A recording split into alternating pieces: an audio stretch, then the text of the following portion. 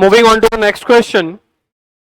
The question is saying an ideal monoatomic gas heated at constant pressure, what percentage of absorbed heat is utilized to increase its internal energy?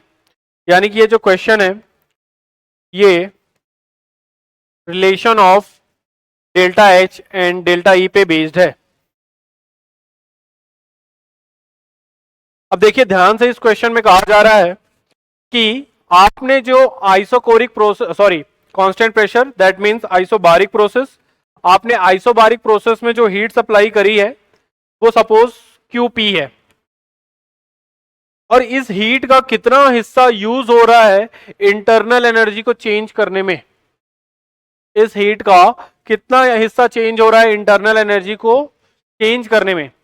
तो अगर percentage heat की अगर हम लोग बात करें तो इंटरनल एनर्जी को चेंज करने के लिए जो हीट एब्जॉर्ब होती है, इंटरनल एनर्जी को चेंज करने के लिए जो हीट एब्जॉर्ब हुई उसे हम डेल्टा ई लिख देते हैं, और जो टोटल हीट सप्लाई करी हमने उसे QP लिख दिया। तो हमें पता है कि डेल्टा ई तो ऊपर ही रहा, बट QP किसके बराबर होता है? Delta H.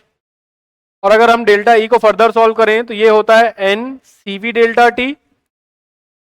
अगर परसेंटेज में बोला गया तो इसे हम 100 लिखेंगे, और इसे हम लिख सकते हैं NCP डेल्टा टी।